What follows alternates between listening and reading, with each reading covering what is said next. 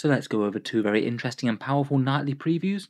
It seems the Imperial Knights are getting chaplain litanies for leading their armigers, and the Chaos Knights have had their new Warpstorm discipline shown off.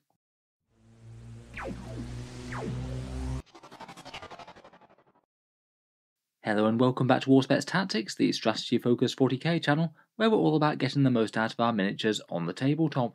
It's hopefully not too very long until the Imperial and Chaos Knight Codexes drop. Games Workshop really do seem to be going into overdrive with all their previews and things, giving us nightly previews pretty much every day.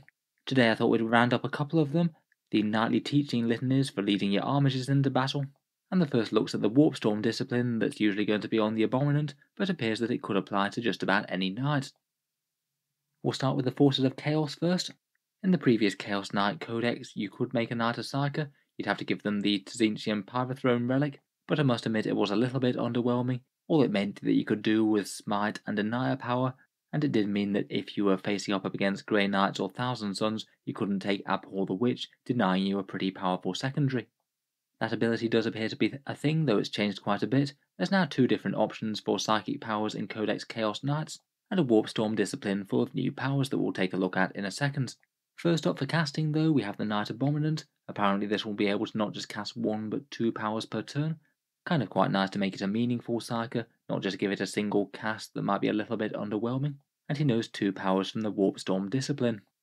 Then we have the option of the new Pyrethrone of Tzeentch, which appears to be one of these god devotion rules that is paid for in points, so it will likely have a different cost depending on whether you put it on a War Dog, an Abhorrent class, aka Questoris, or a Knight Tyrant. The Pyrethrone does give you the Tzeentch keyword, as it normally allows you to cast one power, deny one power, and you know one from the Warpstorm table. Though if you do just choose to absolutely double down on the Psychic for one Knight, you could put it on an Abominant, and that would just give it one more cast and knowing one more power.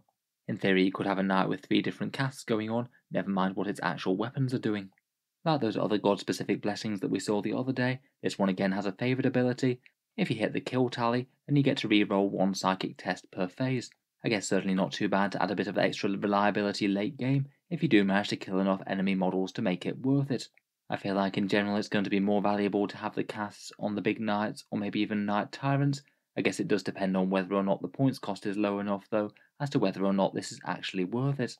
My instincts are though that the points would have to be very very high indeed for it not to be worth it, as at least one of the Warpstorm discipline powers looks incredibly potent.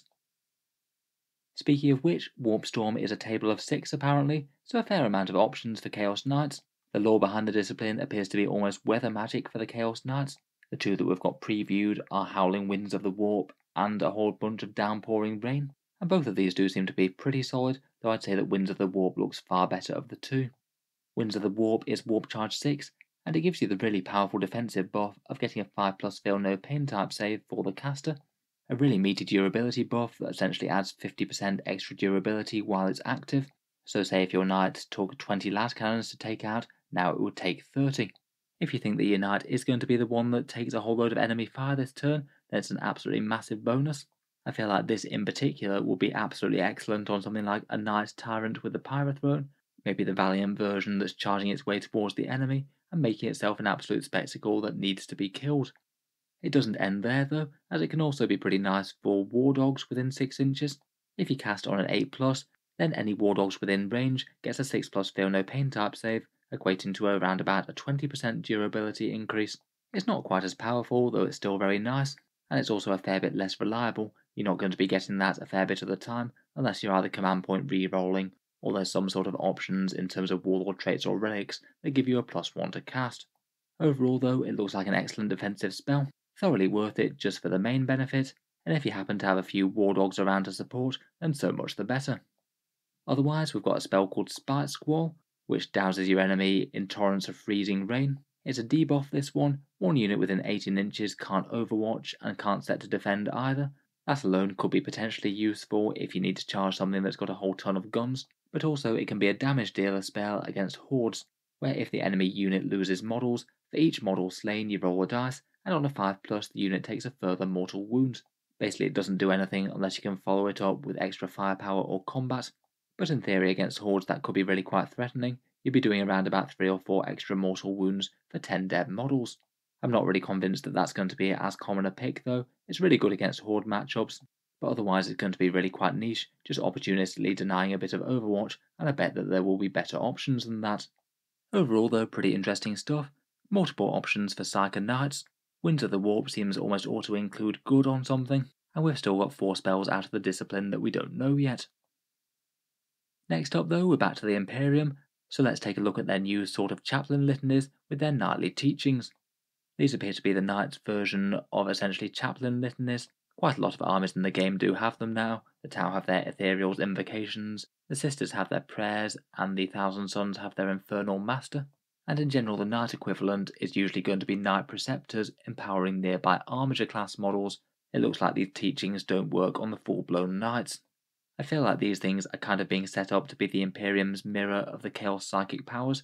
There's a list of 6 to choose from, and apparently the Knight Preceptor is going to be the main user of them, getting 3 out of the 6 teachings and able to recite 2 a turn. They mentioned that the Knight Preceptor will have the Mentor keyword, which I think means there will likely be another way to give other Knights Mentor, either with a Warlord trait, relic, or points cost upgrade. Otherwise I feel like it's just a bit weird to bother giving it a keyword. They could have just literally keyed it into the datasheet. Again, seeing as the Chaos Knights have the way to give any Knight a Psyker upgrade, having a Mentor upgrade on the Imperial side seems at least plausible. Out of these new litanies, there's 3 previews from a total of 6. I feel like the last one of the 3 is probably going to be the go-to. The Virtue of Courage just basically makes your armigers more dangerous, and aura of exploding 6s to hit in shooting and melee, meaning that you could potentially empower really quite a lot of armigers with this if you really wanted to. Usually when you're hitting on 3s, that's going to equate to a big 25% damage buff, so it's even better than the Knight Preceptor's reroll 1s to hits that it has at the moment. I feel like this one's probably going to be quite hard to turn down out of the options, though it will still be a little bit unreliable, only casting on a 3+, unless there's any relics or warlord traits or upgrades or things that can make that 3+ roll a bit more reliable. The other 2 seem kind of fine. The Folly of Mercy is one to try and get Imperial Knights doing actions a little bit easier. It allows just the one Armiger model to do an action and still move and shoot while doing so. I guess in theory you could be doing something like raise a banner and still firing off with your Helverin autocannons. That's a little bit of an army synergy that does seem quite nice, to be honest. Actions can feel really painful to do with Imperial Knights, as you're basically sacrificing a massive vehicle's worth of shooting to do so. So I guess maybe having this as a bit of a backup as the 3rd nightly teaching on a Knight Preceptor seems like it could be kind of handy. Still though, I don't think Imperial Knights are going to get on amazingly with actions. Maybe they'll actually have some secondaries in their own book that kind of make them worth doing. Finally, we have the Warrior's Hope, one that basically plays around with that Chivalric Oath mechanic that we saw earlier in the week. You select one Armiger, and that Armiger can gain the benefit of an additional Chivalric Oath, and that comes into effect on top of the 2 that you're already going to have access to for your army. You gain its benefits depending on whether or not your army is honoured or virtuous, so it's going to be better if you've got all those honour points already and you've got to virtuous, as you'll be getting 2 buffs rather than 1.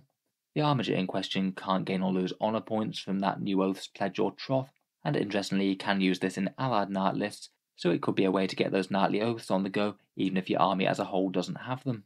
We only know 2 of the 4 oaths so far. One of them could be an easy +1 to hit in melee, which seems reasonable enough, but the other one I don't think would allow you to generate additional command points if just one Armiger has the oath. Presumably that'll be a bit more clear in the codex, but that seems unlikely to be the intent. To be honest, I really think that this one's likely to be quite underwhelming. Unless the last 2 oaths are absolutely crazily good, then it's going to be a bit unreliable and not that great of a damage increase otherwise. And perhaps more than that, I bear in mind that you will already have 2 oaths active for it, so the 3rd oath that you put on the Armiger is usually going to be the least useful one. I guess we'll see if there is something that's absolutely amazing on Armigers but pretty bad on everything else. Otherwise, I feel like this is one of the teachings where you're probably not going to bring it. Finally, just incidentally, they did seem to confirm that the number of sweep attacks that Armigers get is still 8, so that would be yet another bit of evidence that refutes those supposed leaked datasheets that we saw earlier. It does seem a pretty safe bet that they were just completely fabricated now. In any case, I look forward to hearing your thoughts on new Knight Litanies and Psychic powers. I think it's fun to see a Knight army having a bit more synergy than it did before, rather than basically every single unit acting kind of completely independently. If you've enjoyed the video, then feel free to subscribe to Auspex Tactics, where I'll certainly keep the regular 40k videos coming. Looking forward to talking about plenty more Knight stuff and reviewing the codexes in full once they're out. Finally, if you have been enjoying all the videos on the channel, I would just like to mention the Auspex Tactics Patreon page, which you can find down in the video description below. Making all this content does take a fair amount of time and effort, so if you are enjoying a fair bit, any support is enormously appreciated. I do try and give channel patrons a fair amount of different rewards, seeing certain videos early, regular votes to see what sort of things happen next on the channel, and automatic entry into the regular prize giveaways with the chance to win some really big model kits each month. If any of that sounds good to you or you'd just like to help support, then the link is down in the video description. In any case, a massive thank you for listening, and I'll hope to see you guys next time.